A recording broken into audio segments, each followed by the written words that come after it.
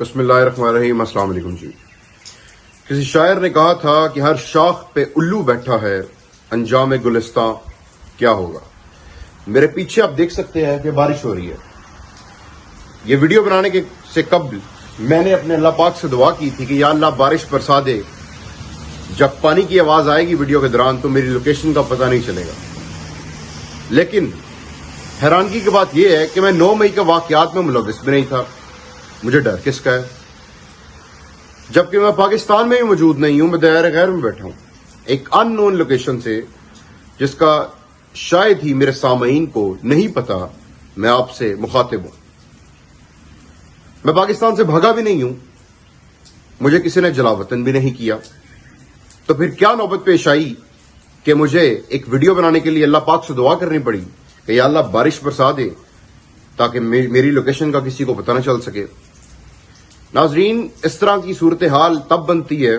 جب قوموں پہ جہالت کا منبع مسلط کر دیا جائے۔ وہ جہالت کا منبع سیاستدانوں کی صورت میں ہو، صحافیوں کی شکل میں ہو، یا کسی بھی صورت میں ہو۔ جاوید چودھری اپنے ایک کالم میں لکھتے ہیں کہ مراد سعید پی ٹی آئی کے سینئر رہنما واش روم میں بیٹھ کے ساتھ ٹوٹی چلا دیتے ہیں، ٹیپ اوپن کر دیتے ہیں تاکہ پانی کی آواز آنے سے ان کی لوکیشن کا پتہ نہ چل سکے۔ جس شاعر نے یہ مصرع کہا تھا نا کہ ہر شاخ پہ الو بیٹھا ہے، انجام گلستاں کیا ہوگا، وہ شاعر اگر آج زندہ ہوتا تو گلستاں کا حال دیکھ کے یقیناً شرمسار بھی ہوتا اور فخر بھی کرتا کہ میں نے بھی شعر بالکل ٹھیک کہا تھا، جو کہ موقع کی مناسبت سے آج اس گلستاں کے صورتحال پہ، اس گلستاں کے حال پہ بالکل فٹ بیٹھ رہا ہے، جس گلستاں کا نام پاکستان ہے۔ میں آج جو پیغام آپ کے سامنے لے کے آیا ہوں اس میں بغیر کسی تمہید باندھے پوائنٹ پہ آتا ہوں۔ ساری بات کرنے کا مقصد یہ تھا کہ ہم کس کو دوش دیں اور کس کو ذمہ دار ٹھہرائیں، کس سے منصفی چاہیں، جبکہ جو منصف ہیں وہی راہزن بنے ہوئے ہیں۔ خواجہ آصف جو کہ آپ کے ملک کا وزیر دفاع ہے، جس نے آج سے چند سال قبل اسمبلی کے فلور میں کھڑے ہو کے کہا تھا کہ یہ پاک آرمی اس قوم کی ہڈیوں سے گوشت بھی نچوڑ کے لے گئی ہے اور اس سے یہ اپنا پیٹ بھر رہے ہیں، اس سے اپنا بجٹ پورا کر رہے ہیں۔ اس خواجہ آصف نے اب ایک نیا بیان دیا۔ یاد رہے کہ پاک آرمی کے خلاف یہ بیان دینے کے بعد وہ خواجہ آصف کہتا ہے کہ جب میں الیکشن نائٹ والے دن 2018 میں الیکشن ہار رہا تھا تو میں نے قمر جاوید باجوہ کو میسج کیا اور اگلی صبح میں الیکشن جیت گیا۔ یعنی کہ وہ خواجہ آصف جو پاک آرمی کے خلاف فرضہ سرائی کرتا رہا، اسمبلی کے فلور پہ کھڑا ہو کے، اس کو دوبارہ اسمبلی کے راہ ہموار کی کس نے؟ پاکستانی اسٹیبلشمنٹ نے۔ میں یقیناً نہیں چاہتا کہ آپ لوگ مجھے ملٹری کورٹس میں پیش کریں، میں یقیناً 9 مئی کے واقعات میں بھی ملوث نہیں تھا، میں یقیناً پاکستان بھاگا بھی نہیں ہوں چھوڑ کے، میں اپنی مرضی سے دائرہ غیر میں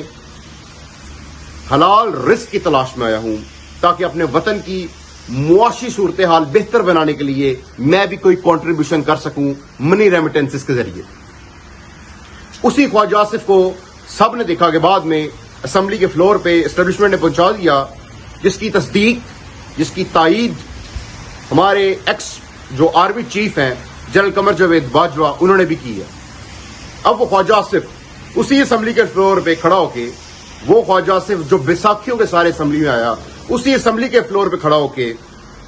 یہ ہرزہ سرائی اگل رہا ہے، یہ زہر بک رہا ہے اوورسیز پاکستانیوں کے خلاف کہ اوورسیز پاکستانی جو ہیں یہ محب وطن نہیں ہیں، یہ اوورسیز پاکستانی جو ہیں گلف کنٹریز کے علاوہ یہ پاکستان کے غدار ہیں، یہ پاکستان کے خلاف زہر بکتے ہیں۔ خواجہ صاحب، میں آپ سے پوچھنا چاہتا ہوں کہ کوئی شرم ہوتی ہے، کوئی حیا ہوتی ہے، لیکن خواجہ صاحب آپ کو کیا پتا کہ وہ کیا ہوتی ہے، کیونکہ آپ کے تو قریب سے بھی نہیں گزری۔ میرے دوستو، یہ وہ شخص ہے جس کے سب سے بڑے انویسٹر چڑھتے سورج کی سرزمین جاپان میں بیٹھے ہوئے ہیں، جو اس کی سیاست میں سب سے زیادہ انویسٹ کرتے ہیں۔ میں ان کو ذاتی طور پہ جانتا ہوں۔ میں اس وقت چڑھتے سورج کی سرزمین جاپان میں موجود ہوں۔ یہاں سیال کوٹ میں اسی خواجہ آصف کے حلقے سے تعلق رکھنے والے پاکستانیوں کی اچھی خاصی تعداد ہے۔ اگر یہ کہا جائے کہ پاکستان کے جس ضلع کے سب سے زیادہ پاکستانی اس ملک جاپان میں موجود ہیں تو وہ ضلع سیالکوٹ ہوگا، یہ بات بے جانا ہوگی۔ اس کے باوجود اس نے گلف کنٹریز کو سائڈ پہ کر کے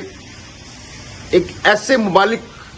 گلف کنٹریز میں جو ممالک آتے ہیں آپ سب کو پتا ہے کہ وہاں اکثریت لیبر کلاس کی ہے،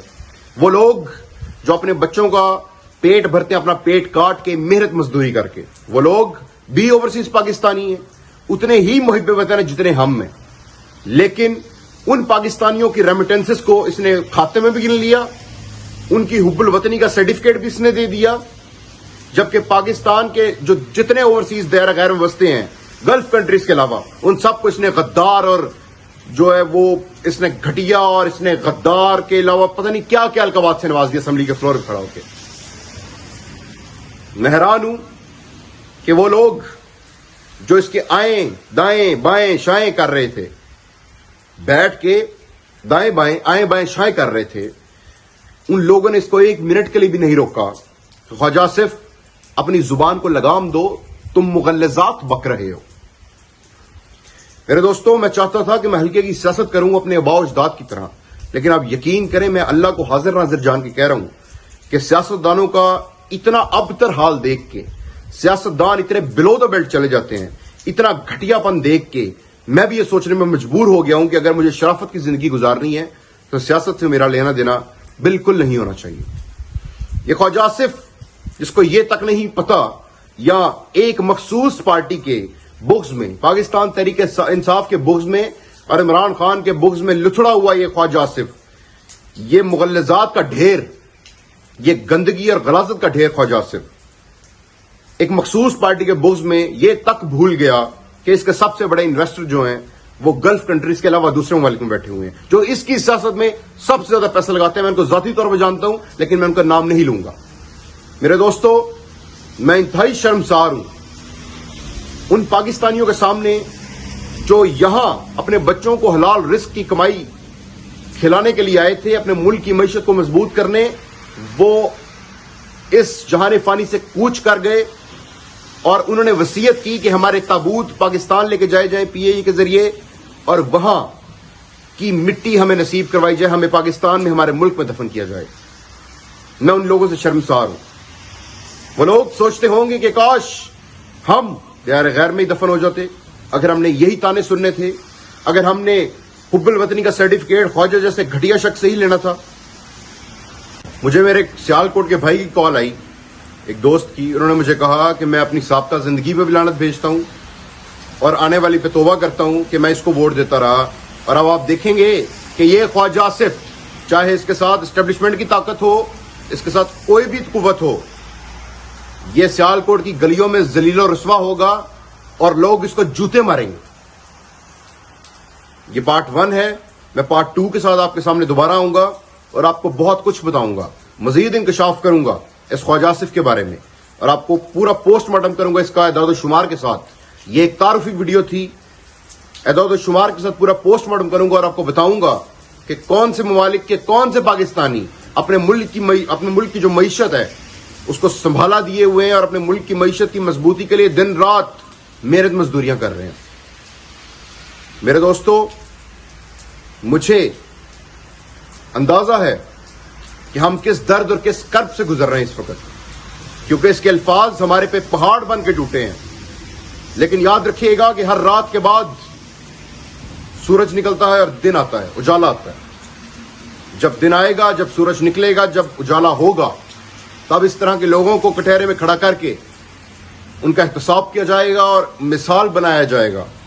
ان لوگوں کے لیے جو پاکستان کے صحیح معنوں میں دشمن ہیں اور شیر کی کھال اوپر لپیٹ کے اندر سے بھیڑیے ہیں، جو ہماری ماؤں کی عزتوں کے محافظ نہیں ہیں۔ اس طرح کے سیاستدان خواجہ آصف جیسے جو 2 منٹ میں ہماری حب الوطنی کو اپنے پیروں تلے روند دیتے ہیں۔ میں اللہ پاک سے دعا گو ہوں کہ اللہ پاک ہمارا حامی و ناصر ہو اور ہمیں اپنے ملک کی ترقی کے لیے کچھ نہ کچھ کرنے کی توفیق دے، اپنے حصے کا دیا جلائے رکھے۔ بہت شکریہ۔